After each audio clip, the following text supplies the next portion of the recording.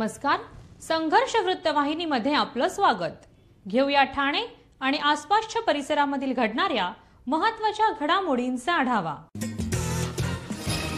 Sharda education सोसायटीच्या आनंद विश्व गुरुकुल ज्येष्ठ रात्र महाविद्यालय व आनंद विश्व गुरुकुल इन्स्टिट्यूट ऑफ नर्सिंग एज्युकेशन अंतर्गत राष्ट्रीय सेवा योजनेतर्फे रक्तदान शिबिर आयोजित करण्यात आले आहे. या शिबिरामध्ये शारदा एज्युकेशन सोसायटीचे सचिव डॉक्टर प्रदीप ढवळ, आनंद विश्व गुरुकुल ज्येष्ठ रात्र महाविद्यालयाच्या प्राचार्य डॉक्टर हर्षदा लिखिते मॅडम, आनंद विश्व गुरुकुल कनिष्ठ महाविद्यालयाच्या प्राचार्य सीमा हर्डीकर, आनंद विश्व गुरुकुल विधी महाविद्यालयाचे प्राचार्य ॲडव्होकेट सुयश प्रधान, आनंद विश्व गुरुकुल इन्स्टिट्यूट ऑफ नर्सिंग एज्युकेशनच्या प्राचार्य मयुरी पेंडसे, त्याचबरोबर इतर सर्व स्टाफ आणि शिक्षक वर्ग येथे उपस्थित होते. शिबिराचं आयोजन कैलासवासी वामनराव ओक रक्तपेढी ठाणे यांनी केलं होतं.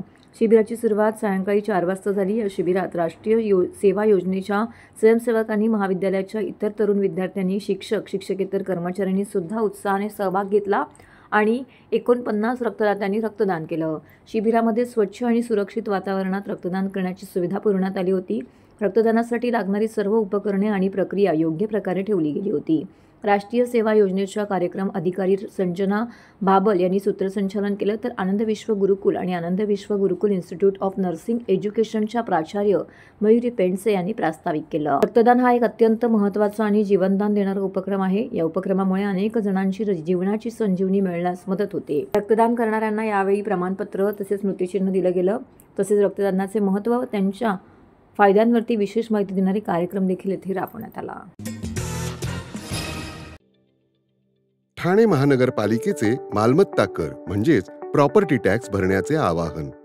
सन 2022-23 या आर्थिक वर्षाचे मालमत्ता कराचे म्हणजेच प्रॉपर्टी टॅक्सचे बिल ठाणेकर करदात्यांना महापालिकेमार्फत आर्थिक वर्षाच्या सुरुवातीस म्हणजेच माहे एप्रिल 2022 मध्ये देण्यात आलेले आहे. तथापि अद्यापही काही करदात्यांनी मालमत्ता कर महापालिकेकडे जमा केलेला नाही. सध्या आर्थिक वर्षाचा अंतिम टप्पा सुरू झाला आहे. मालमत्ता कर वसुलीसाठी महापालिकेतर्फे कडक कारवाई हाती घेण्यात आली आहे. या अंतर्गत जंगम मालमत्ता, टीव्ही, फ्रीज, वाहन व इतर जप्त करणे तसेच स्थावर मालमत्ता वॉरंट बजावून जप्त करण्यात येत असून मालमत्तेचा जाहीर विक्रीद्वारे लिलाव करून कराची रक्कम वसूल करण्यात येत आहे. मालमत्तेस पाणी पुरवठा करण्यात येणारे नळ संयोजन खंडित करण्यात येत आहेत. त्याचप्रमाणे थकीत मालमत्ता करावर 2% व्याज आकारले जात असल्याने भरावयाची रक्कम वाढत आहे. आपला मालमत्ता कर propertytax.thanecity.gov.in या लिंकद्वारे तसंच गुगल पे, फोन पे, पेटीएम याद्वारे ऑनलाईन पद्धतीने करण्याची सुविधा उपलब्ध करून दिली आहे. शनिवार, रविवार व सार्वजनिक सुट्टीच्या दिवशी नागरिकांना मालमत्ता कर भरणे सोयीचे व्हावे याकरता महापालिकेचे मालमत्ता कर संलग्न कार्यालय या दिवशी कार्यान्वित ठेवण्यात आलेले आहे. तरी मालमत्ता कर वसुलीची अप्रिय कारवाई टाळण्याच्या दृष्टिकोनातून मालमत्ता कर भरून महापालिकेस सहकार्य करावे. धन्यवाद. शहीद हॉल, रमाबाई आंबेडकर नगर, घाटकोपर येथे आयोजित करण्यात आलेल्या समारंभात डॉक्टर बाबासाहेब आंबेडकर फाउंडेशनच्या वतीने दिलीप भाऊ यादव यांना महाराष्ट्र समाजभूषण गौरव पुरस्काराने सन्मानित करण्यात आले. यावेळी दिलीप भाऊ यांनी देण्यात आलेल्या पुरस्काराबद्दल, आपण मला दिलेला सन्मान हा माझ्यासाठी ऊर्जादायी आहे. आपण दिलेल्या पुरस्काराने मला नक्कीच समाजकार्याची अधिकाधिक ऊर्जा मिळेल. माझ्याकडून यापुढेही असेच समाजकार्य होत राहील याची मी आपल्याला शाश्वती देतो, असं दिलीप भाऊ यादव यांनी आपलं मनोगत व्यक्त करताना म्हटलं आहे. यावेळी रमेश दोडके, समाजसेवक राजू मानकर, खानदेश सेना अध्यक्ष अशोक रमेश सोनावले, समाजसेवक व इतर कार्यकर्ते, मित्रपरिवार मोठ्या संख्येने येथे उपस्थित होते.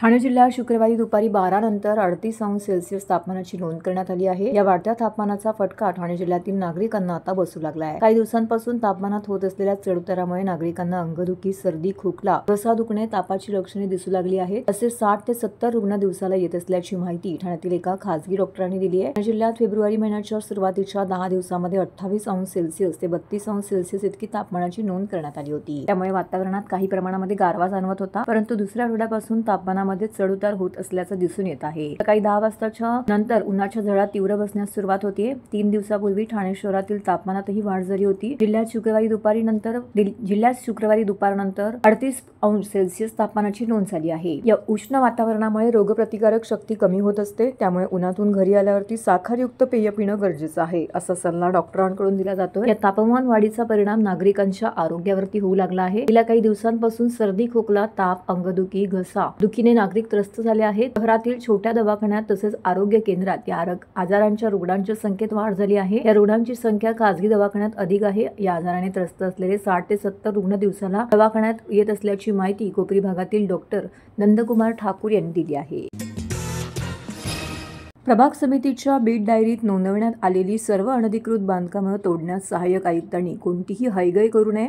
सर्व यंत्रणा आणि मनुष्यबळ लावून ही बांधकामं पूर्णपणे तोडण्यात यावीत, असे स्पष्ट निर्देश ठाणे महानगरपालिका आयुक्त सौरभ राव यांनी एका बैठकीदरम्यान दिले आहेत.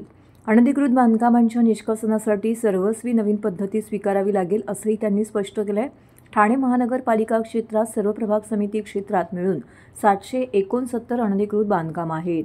त्यापैकी 663 अनधिकृत बांधकामांची नोंद प्रभाग समितीच्या बीट निरीक्षकांनी बीट डायरीमध्ये केलेली आहे. ही सर्व बांधकामं पक्की, अर्धी पक्की, कच्ची कोणत्याही स्वरूपात असली तरी ती तात्काळ तोडून टाकावीत, असे महापालिका आयुक्त सौरभ राव यांनी स्पष्ट केले आहे.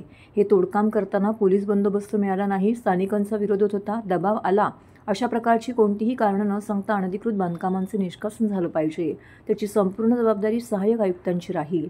त्यांना त्यासाठी आवश्यक ते सर्व मनुष्यबळ यंत्रणा उपलब्ध करून दिली जाईल. त्यासाठी इतर आवश्यक सहकार्य परिमंडळ उपायुक्त करतील. मात्र या कामात कोणतीही हयगय होऊ नये, असंही आयुक्त राव यांनी स्पष्ट केलं आहे. या बैठकीस यावेळी अतिरिक्त आयुक्त प्रशांत रोडे, सहाय्यक संचालक नगररचना संग्राम कानडे, विधी अधिकारी मकरंद काळे, उपायुक्त मनीष जोशी, शंकर पाटोळे, दिनेश तायडे, उपनगर अभियंता विनोद पवार यांच्यासह सर्व सहाय्यक आयुक्त उपस्थित होते. विटावा गावात राहणारी सुष्मिता देशमुख हिने 19 फेब्रुवारी रोजी पंजाबात पार पडलेल्या open classic power lifting championship 2025 स्पर्धेमध्ये 136 किलो स्कॅचॅट स्वतःच्या नावावर नोंदवत राष्ट्रीय विक्रमासह 3 सुवर्ण पदकं, 1 कांस्य पदकाची कमाई केली आहे. नुकतीच lovely professional university Phagwara Punjab येथे पॉवर लिफ्टिंग इंडिया असोसिएशन यांच्या मान्यतेने SBD Indian open classic power lifting championship 2025 झाली. सुष्मिता हिने 19 फेब्रुवारी रोजी 2025 रोजी सिनियर गटामध्ये 52 किलो वजनी गटात स्वतःचं वजन 48.16 किलो असं असताना खेळली. यावेळी तिने स्क्वॅचॅट या प्रकरणामध्ये 135 किलो जुना विक्रम मोडून 136 किलो स्क्वॅचॅट स्वतःच्या नावावरती नोंदवला आहे. तसेच स्क्वॅवॅट या प्रकरणामध्ये सुवर्णपदक, बेंच प्रेस या प्रकारात सुवर्णपदक, डेडलिफ्ट या प्रकारामध्ये कांस्य पदक, 52 किलो वजनी गटामध्ये 346 किलो वजन उचलून सुवर्णपदक पटकावलं आहे. तिथे तिने 1 राष्ट्रीय विक्रम, 3 सुवर्णपदक आणि 1 कांस्य पदकाची कमाई केली आहे. याआधी सोलापूर येथे झालेल्या सिनियर महाराष्ट्र राज्य पॉवर लिफ्टिंग चॅम्पियनशिपमध्ये महाराष्ट्राची सर्वोत्तम महिला खेळाडू 2025 आणि सुवर्णपदक पटकावलं होतं. तिच्या या यशाचे श्रेय प्रशिक्षक निलेश भोईर, आई-वडील वंदना आणि सुनील देशमुख यांना ती देते. मध्यमवर्गीय कुटुंबात वाढलेल्या राष्ट्रीय व आंतरराष्ट्रीय स्तरावर अनेक विक्रमांना गवसणी घालणाऱ्या सुष्मिताला राष्ट्रीय आंतरराष्ट्रीय स्तरावरील स्पर्धांमध्ये सहभागी होण्यासाठी आर्थिक अडचणींना सामोरं जावं लागतंय. हाँगकाँगला आंतरराष्ट्रीय ओपन पॉवर लिफ्टिंग चॅम्पियनशिप स्पर्धेतही तिची निवड झाली होती. मात्र आर्थिक अडचणीमुळे ती या स्पर्धेमध्ये भाग घेऊ शकली नाही. तर हे होतं संघर्ष वृत्तवाहिनीचं आजचं बातमीपत्र. उद्या पुन्हा भेटू याच वेळी याच ठिकाणी ताज्या घडामोडींसह. तोपर्यंत नमस्कार.